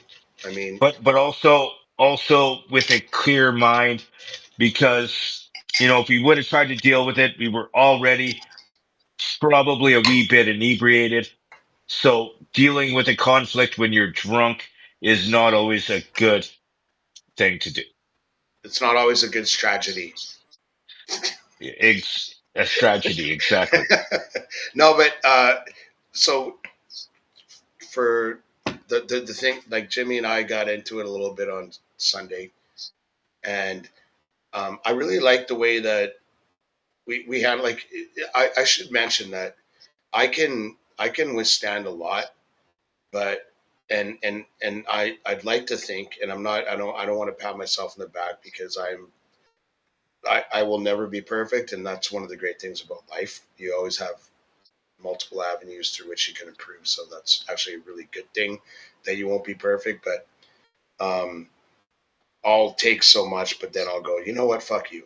Like I haven't done enough to justify X, Y, or Z, and um, yeah, and we had uh, interaction like that without Yeah. getting into too much detail, and then um, yeah, And we I stepped back and dealt with it. And step back and dealt with it, and like we talked the next day, and like you're a gentleman about it. Uh, I can't characterize my own behavior because it would be a conflict of interest. But I feel like but the thing together that we that resolved whatever minor conflict it might have been. But again, but putting the relationship, uh, like putting a premium on the relationship, so as not to allow these circumstantial issues to impact the relationship as a whole. but the thing is though is so we were dealing with a resolving conflict, and the next one actually crosses the same line is the fact taking accountability for your actions during said conflict. Because the thing is I could have blamed it on you, you could have blamed it on me, and then the conflict would have never been resolved. We took accountability for our own actions during said situation, and that was a way of resolving conflict. So Holy shit! the eighth Yeah, the sorry, eighth I'm gonna Bigfoot you now. My apologies, but like 7, 8, and 9 are like basically uh, exactly what we did. totally interrelated. So like you have a conflict with somebody, like in Jimmy's case or whatever, a fellow walks away, or it could be different things. Maybe they just step outside and do a breathing exercise, whatever the fuck, who cares? And then going, okay, listen, we got into it. It doesn't. I'm not speaking of Jimmy, but whatever could be me or anybody going like I got worked up. I had a shitty day at work. That's number 8, taking accountability, going like where do I lie in this conflict? Because conflict is never one sided. There's two sides, obviously. That's why they call it a conflict. And then going, okay, well, what part do I have to play in this conflict? That is number 8, taking accountability. And then that was a question. What part do I play in the conflict? Number 9 is accepting feedback.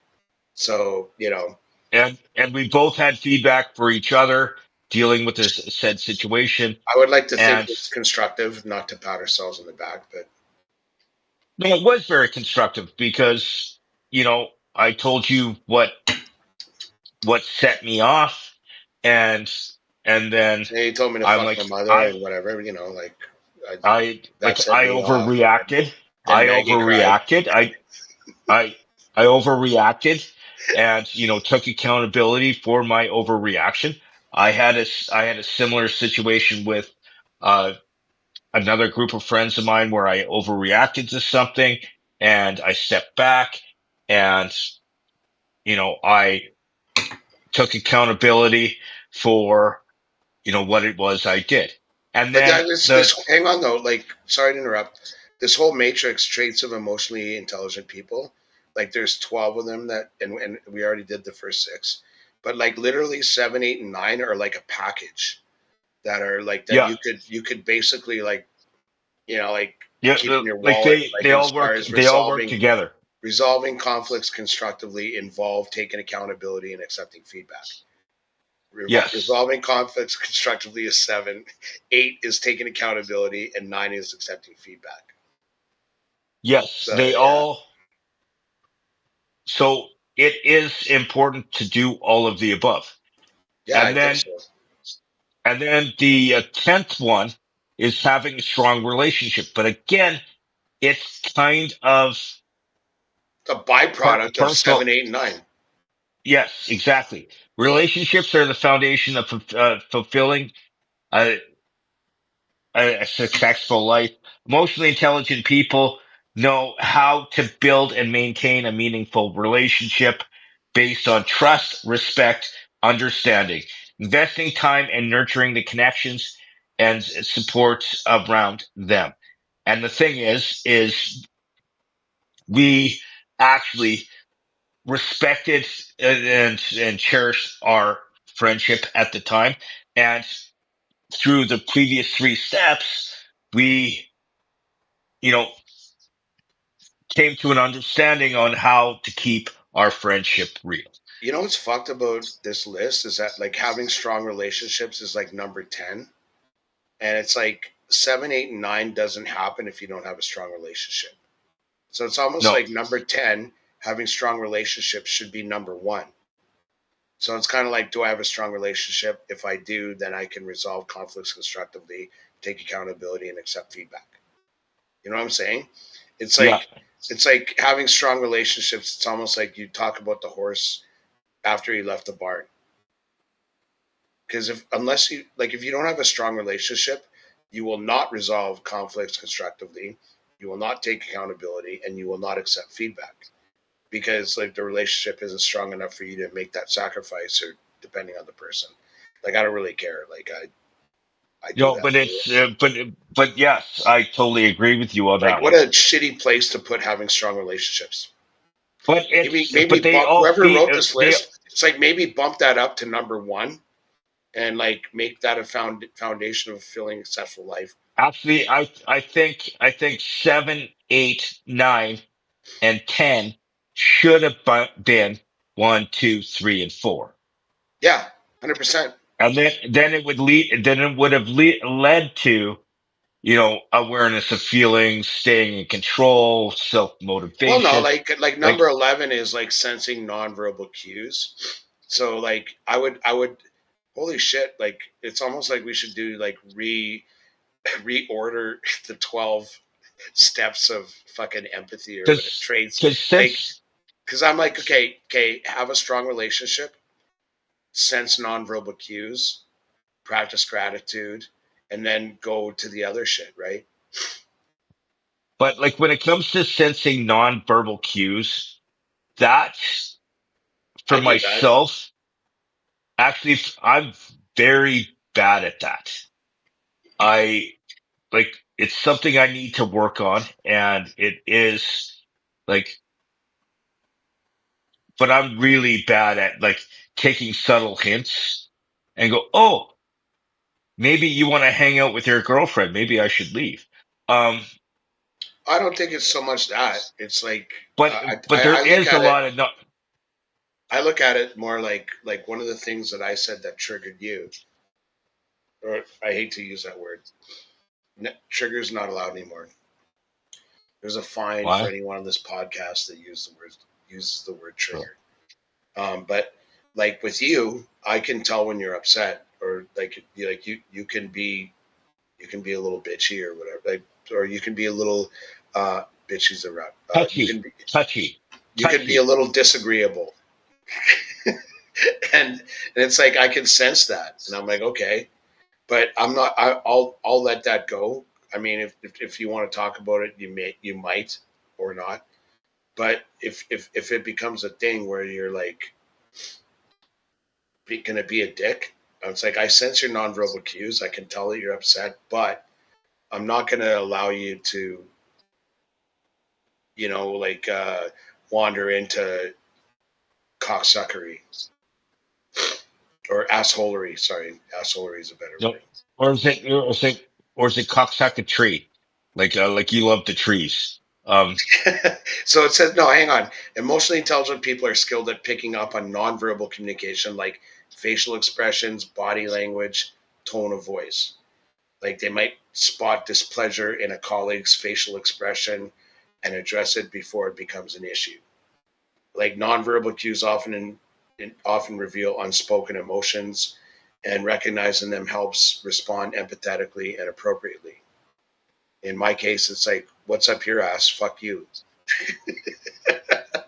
But it's but it's like that in dealing with the nonverbal cues. Hey, a simple question would be, "Hey, dude, what's bothering you?" Um, Yeah, yeah, yeah. No, no. Like I definitely don't have all the answers, but the nonverbal cue is, and I have like almost zero tolerance for passive aggression. I do not abide I'm by it at all. I I fucking don't hate it. I don't either. I'm Yeah, not a like you fan. might not know you're doing it, but when you're like, maybe you're just holding back. You don't want the world to know you're pissed off about X, Y, or Z. But I can tell when you're pissed off. But the reason why I can do that is, again, number 11, sensing nonverbal cues. So But the I really thing love is being though wrong. is to be honest, is to be honest. Sometimes I don't like me as a person. I don't always say how I feel. I might be, passive aggressive or just because I don't want to deal with a conflict that you and I have with other people around. Sure. It's more of a, hey, I respect you enough. I'm not going to fucking freak out right now. Dealing with you, I'd much rather keep it private so that you and I can deal with our issues without Offline. other people. Yeah. Because there Yeah. has been situations back when I was with the radio station where I was mad and they could sense it, but we didn't deal with it till after because we didn't want to, what's the word? Air our dirty laundry Yeah. in front of other people. Yeah, and actually, I And think that's. I'm glad that you brought that up because that's an important distinction. So, like when we talk about nonverbal cues, just because you're giving off nonverbal cues doesn't mean that you're being passive aggressive. It's like passive aggressive is about like guilt and shaming, and and and typically it involves like an interaction between two people. Like it's like, what's wrong, Mooney? yeah, Nothing. Why are you upset? I no, don't know. Like, are you okay? no, Doesn't matter. Like that's it's the passive aggressive thing is usually between two people. But yeah, you're right, Jimmy. In fact, like a nonverbal cue that a person might put off shouldn't necessarily be characterized solely as passive aggressive. It could be an unselfish effort to keep the dirty laundry between the two people and not make it a public cabal or whatever you want to yeah. characterize it at. Yeah. So And fair fox. and now the last one, so number 12, is practicing gratitude. Emotionally intelligent people take time to celebrate the positives in their life. They understand how negative experiences can drain energy and Yeah. focus on the good instead of the bad shit. And I think that's something that I'm kind of good at because I remember a couple years ago, I read the book, The Secret. That's what you focus on expands. So if you focus Yeah. on all the negative shit in your life, you're going to get more negative shit. If I you read that book. focus on, if you focus on, you know, the good stuff that you have, you'll get more of the good stuff. Like it's like, I it's a weird description, like way I've explained it, but it's pretty much that. If you focus on the positive, you're going to get more positive. If you focus on the negative, Yeah. you focus on the negative. I don't have any money, and I'm focusing on the fact that I don't have any money, so I'm going to get more, not more money, like Yeah. kind of thing, Like, right? yeah, you like, I put my spade in that hole and I decided to keep digging. And I Yeah. think we talked about this at the risk of betraying your confidence. Like, just in general, we talked about that yesterday where I said, like, um, if it's something that I can control, then and it's making me upset, then I'm grateful that I have the ability to fix it.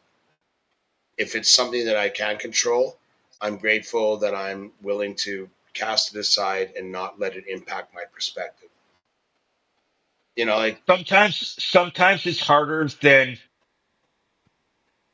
it's it's hard as harder. fuck. It's hard as fuck. It It's depends on your outlook, but I think that like I said, like the idea of practicing gratitude, it doesn't mean like practice like a lawyer practices law. It means practice exhibiting and intellectualizing gratitude to the point where I'm grateful for like fucking taking my next breath.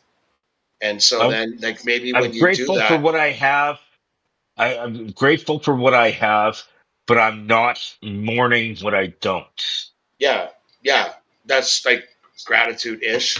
But the idea being that it's like, wait a minute, I'm in this moment in time, I'm walking the earth and nothing bad happened to me overnight. And God granted me another day to,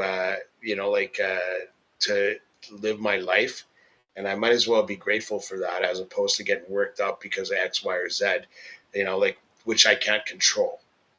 And then if I can control it, go, hey, let me experience a victory by conquering that which I can control, whether the outcome's positive or negative. Either way, I'm living life, and I should be grateful for that. Is number 12 practicing gratitude, in my opinion. Yeah. So, yes. So that was all of the traits of emotionally intelligent people. So on episode 31, I think we agreed that that's what episode we originally talked about it on. We talked about 1 through 7 or 1 through 6, Yeah, and we just did 7 through 12. And yes, we like to, get into, exploring ourselves and yeah. Like I should make mention, ourselves better. like it's important to understand that, and like, holy shit, like what a awesome like way to look at life. When we talk about it in those terms, is that like the idea that your your lived experience is fluid. So like when you think about like that emotional intelligence, it's not like a predetermined trait. It's something that can be learned and developed at any point in life. And so like when I talk to you, Jimmy, and I go like, I'm glad that perfection is unobtainable because it means that every day I have an opportunity to become better in this way, that way, or any other way. If you weren't already possessed with gratitude that you have another day to breathe air, you can go, hey, I have another opportunity to learn something, to become a better person, to to build on the project that is Chris Mooney. Like it's a pretty good way to look at life, in my opinion. The thing is, if you have a perfect life and you get everything you want every day that you want it, how is that how is that a good thing? It's not. Like if you don't, History is it, rife with sons of Rockefellers and sons of fortunes that turn into drug dealers and like garbage pails. And it's like you never learn to work for nothing. Um, like with my children, not that I'm special, I'm not, but with my children, I'm like, how do I make them better than me? That was like, so I'm like, I can tell them all the things I know, but I can also give them the habits, the good habits that maybe I didn't possess. Like they're way more studious, they're way more disciplined. My kids work out way more than I do, and I'm like, okay, like uh, I owe a duty to society to make my kids better, but more importantly, I owe a duty to them, like like I know, like to share what, not to share the things that make me better and also the things that make me shitty. So it's kind of like I want you to have more discipline. I want you to work out more often than I do. I want you to be these things. So it's kind of like that's kind of evolution, at least socially, or I don't know. the thing is that you always want better for your kids, your family, nieces, nephews, whatever it is. If you don't have kids, you have family members that mean a lot to you, that you want them to not struggle or deal with some of the Yeah, shit that you yeah. have dealt with, but we all will.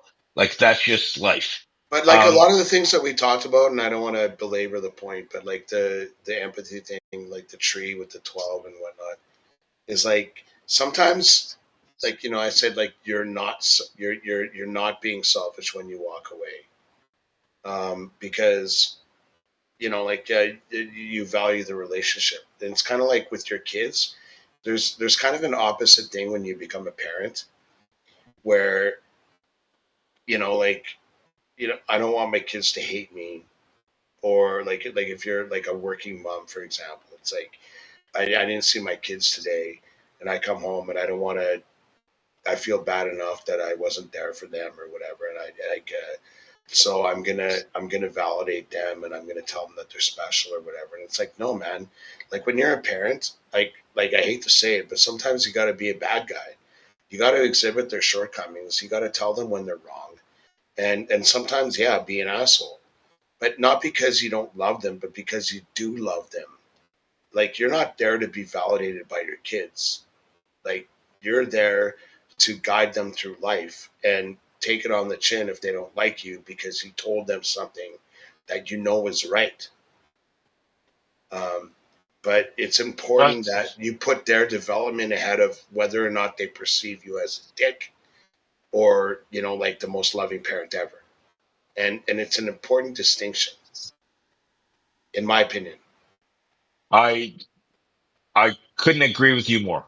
The thing is sometimes you're going to have to say things that might hurt somebody's feelings in order to correct behavior. Yeah, yeah. And like it's so important when you have kids. It's like you like place your responsibility.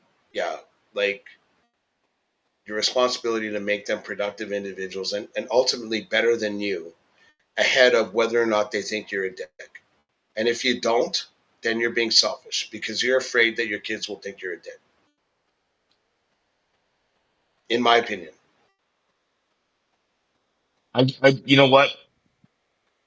But on a different note, kind of dealing with the same thing, it's okay if your parents think you're a dick because You you're mean your doing kids? it. What's that? You mean my kids? Or anybody's kids. Yeah. Like, like what I mean is, like, all growing up, and I'm being honest here. I honestly thought my dad was a dick. Like, Yep. like with how hard he pushed me with some of the things that we did, or that happened. But it's okay to be a dick if you're being a dick for them and not you. Jimmy, You know what? like, yeah, we know each other a long time. When I talk, when all the times that we hung out, all the times I talk about my kids, and I say I'm playing the long game. Did you ever hear me say Yeah, I'm playing the long game? It's like, yeah, that's like that's life. Yeah, that's the whole thing. It's like when you acquire enough knowledge as a my child, at least, and I did as my parents' child. It's like the older you get, the more you realize the importance of why they did what they did, and the values that they were espousing when they were maybe an asshole to you. Idea being is that like I, I'm putting your feelings for me, which I consider at a premium, ahead of like or behind my my like desire for you to be a better person, right? yeah. I I'm okay. I'm okay if you think I'm a dick. If I'm being a dick to help Means you. you're a better person. So I'm willing to sacrifice your impression of me, like in favor of you becoming a better person. Yes, and that is what it is about to be a mentor, be a parent, be a Yeah. friend. Is is I'm okay if you're pissed off with me for now, as long as I'm pissing you off to make you a better person. And you know what? Which, I don't want to go down this rabbit hole, and I definitely want to munch on some gummies, not weed gummies. The Yeah, the we'll get Frank's into right on. that in. But then quickly though, I will say this: something that actually I was thinking about today. Um, like the ADHD, mental health, uh, uh, and I don't want to cross lines or encroach on anybody's business in that regard, but the whole idea that like oh your kid's ADHD or your kid gets a diagnosis or whatever, and it's kind of like as a like philosophically, okay, I'm not citing examples, but it's like parents can use that as an excuse for not being there enough for their kids or for maybe being selfish and not being the hard person that, commits them to discipline in whatever regard. So you have a child that maybe is not doing as well as you'd like, and then you take them to a psychologist, and the psychologist says your kid has this, or they have a learning disability, they have ADHD. You're like, perfect. It's not my fault, subconsciously at least. And I'm not, do you understand what I'm saying? I kind of do get where you're going with that, but sometimes I see that people look at something like that and it's an excuse. I could be wrong, but like, they're like, well, it's not my fault. It's, they have, I did everything I could. I was the best parent, but they have this or they have whatever the psychologist told me. Psychologist gets paid, the parent gets relieved of responsibility, and the kid suffers. and the thing is though, is, when I was growing up, like some of the medical issues that I dealt with was never taken as an excuse for me getting away with shit. Yeah, You know what I mean? Like, oh, you're dyslexic. Okay. So that's why you hate, reading. But you still have to frickin' read. Um, Figure it out. Like, the thing is, is shortcomings are not an excuse for not succeeding. You have to get around it. yeah. And there's too many times where they go, oh, okay, so that's hard for you to do. Okay, so you don't have to do it. Bullshit. Like, figure out your way of doing it.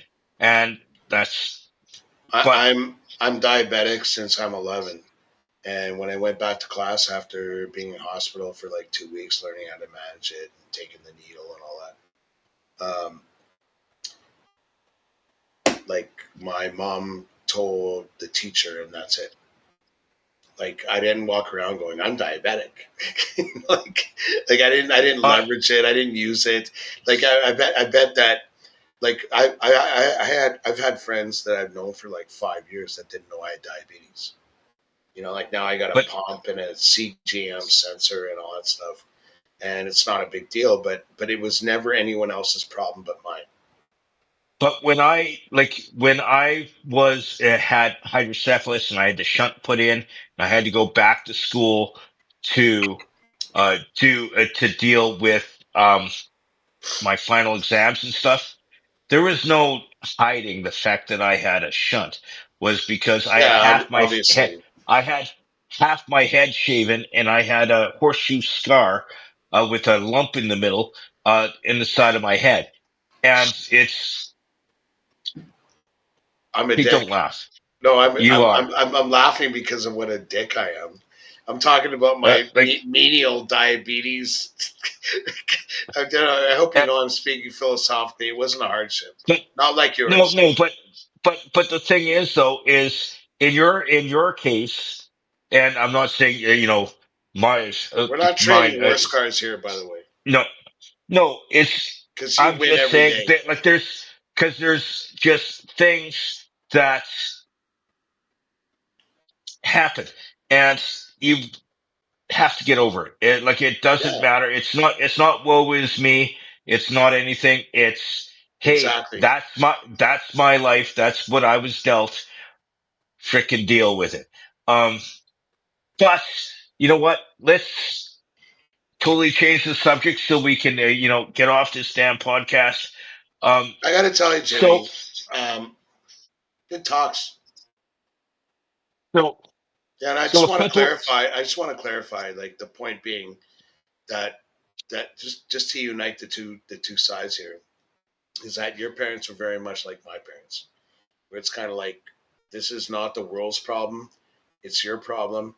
You manage it, you handle it, and if people have you a deal problem with it. with it, yeah, right. Like, and I think that's a good thing. It's a good approach, or at least it's a good mentality that at least inculcates the idea that of self It's, determination. it's not something you should let hold you back. Is Yeah, actually, from a practical perspective, 100%. So, okay. So talk. This is not weed, by the way. no, the what he has right there is a plastic bag with Frank's Red Hot spicy gummy bears. I I found these at Costco a couple months ago, and we've been meaning to do a uh, check them out kind of thing on the podcast. It intrigued me as soon as I saw it with the spicy and the sweet. That was I like was like, Christmas. Like, if you're a fan of the podcast, here's a little yeah, it was before like, Christmas. especially the people that are here now at two odd hours. But you bought that because you went on a Costco run before Christmas. Like, I imagine, like, I Because don't know what episode it was. I went there to get a Christmas present for my mother, And and and the one thing that was like crazy is that you bought that. We mentioned on the podcast, and I'm like, don't, like, let's eat it together and see what happens. And and you literally have not had one. no, Yeah, neither have I. I didn't. I did not open them until the day that I bagged them, like for the Yeah, Super Bowl, to take yeah. them to Like, you. it's you gave me a bag and you said, Mooney, I don't think that we're gonna have an episode where we can rip it apart together and do the thing. So I'm gonna give you a little bit. So now you have one. So, and you have Yeah. not had one. No. Neither have I. So are you gonna take one or are Okay. you gonna take two? I'm. I have a orange one and a yellow one. I'll take By the one way, at. what about your commitment to like fitness? Um. This is a taste test. So okay, I got orange. Eh? You took one orange. Yes, I just ate an orange one. So Frank's Red Hot gummy bears. Oh, it's gonna kick. It's not a kick right as soon as you bite into it, Oh but no, it's it got an has. it's got an afterburn. I'm. It has an afterburn. I'm like It Frank. it doesn't. I'm Yeah, that Frank's Red Hot guy. Like, I'll do it on anything. And yeah, me too. I'll put it on eggs. I'll put it on steak. yeah, I'll put it on. big time. Well, you're talking about the thing, the breakfast or I whatever. I Okay. I actually use Frank's Red Hots in my Caesar instead Yeah, of that was it. Tabasco. Yeah. So hang on. I just had one, and it comes across It's total gummy sweet, bear. but then but then it has that burn. Yeah. Yeah. Oh yeah. I'm not gonna lie to you. I fucking kind of like it. Like, it sounded retarded at first. It, by the by the way, we'll get into that. I don't like that word. Okay. Uh, I don't like the. Okay, I guess we can touch on it a little bit here. I was watching an old Walker Texas Ranger. It's a Chuck Norris TV series. If you haven't Mm-hmm. heard about it, and they were talking about a girl with a Down syndrome and called her a retard. It set me off. I Like, hang don't on. like the. Like, did the bad guys call her retard, or was like Yes, Walker? yes, Walker was yes. talking to No, his no, no, boss and goes, "No, we no, got a no, dead no, retard." no, no, no, no, no. No, it was the bad guys using it. Okay, well, that's a good thing That's ish, because like they're but that's the characterizing. but that's the word I like it. it sets me off, especially when you're talking about someone with a disability or a handicap or whatever. That word angers me probably as much as the word midget uh annoys other little people, but I I don't like the word. I never used it. I try not to use it. Um, All right. but okay, If, I got a yellow one. all right. Hang on. Got my bag. Oh, you already fucking crushed it. Eh? I'm telling you, this might be a thing. These are actually At first, I thought it was like stupid, but now I'm like, wow. because it does have the bit of a Yellow, burn. yellow, yellow. Yellow, yellow. I'm They're gonna good. explain it while I eat it. Sweet, chewy, It's it's sweet, chewy, luscious. but it does. Well, the more you eat, Heat, the the heat. the more you It's like a haiku. eat, Heat. the more you eat, the The stronger the hotter. heat, though. Yeah. Okay, well, it's okay. We should cut back because we already ate quite a few of them. Um, That is so so like your that was. Hang on. When you brought this up before Christmas, episode 20 odd or whatever the fuck, like 30 odd, I don't know. I'm like early mid 20s. Frank's Red Hot gummy bears. I'm like, that sounds crazy. But now I realize that they did not It sacrifice any gummy bears at all. They didn't sacrifice the taste. It's the aftertaste. They didn't sacrifice the taste. It still is 100% gummy bear, but it's got that bite to it that just, oh yeah. You want me to give me like, and we both just had it for the first time, right? Yeah. Yeah, you confirm that. I confirm that. And I like me my hot, right? Like I'll eat a Yeah. lot of hot. Yeah, so do you. I'm thinking to myself, if you have like really fat people that like maybe the source of their fatness is like crushing gummy bears, give them the Franks. Because like the more I eat, the more the back of my throat gets. Can you agree? Would you It's, agree? yeah. Oh, Yeah. it does have that bite that's a little intense, Yeah. Yeah. but not too bad, but the more you eat The more I eat, the more like the back of my throat gets a little worked up. or your tongue Pardon me? or your tongue, the thing in front of your face. Yeah, my tongue. It's my tongue has nothing to do with it. It's the back of my throat. The more of But that heat that goes down, like that's what it is. so if you were going to rate the Frank's Red Hot gummies between 1 and 10 of your favorite candy or favorite odd, like, You're asking the wrong guy. Like, and again, like going back to the emotional intelligence, you've discounted the fact that I'm diabetic. Um, and you're not big you, on you candy, and I don't eat non-verbal candy either. cues. You didn't sense non-verbal cues. Like you didn't you didn't accept feedback. You weren't open-minded. You didn't empathize. Like all you care about is like the show. And I'm like, I'm diabetic. I sacrificed. Like I got my insulin pump to give me a few units so that I could try this because I love Frank's. And then you This expect nothing. this It's like pretty shitty. Not for nothing. this coming from a guy that was adjusting his insulin pump during the entire of Super Bowl because of the amount of wine you were drinking. Um, but Anyway, I I actually I like the gummies, but like yeah, It's It's not something that I'm gonna eat all the time, but I'm glad that I at least tried them.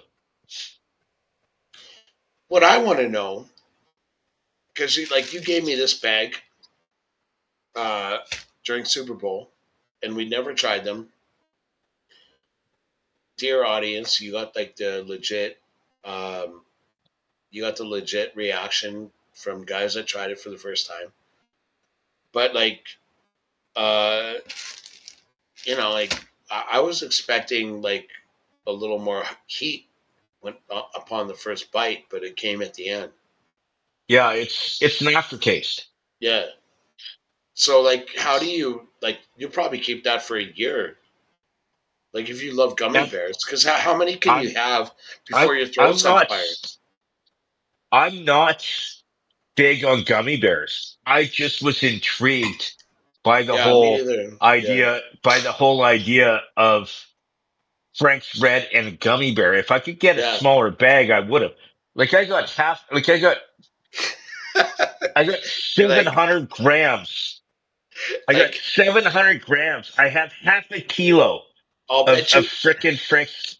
I'll bet you any money that you could not get a smaller bag. Like it was like Frank's and Costco.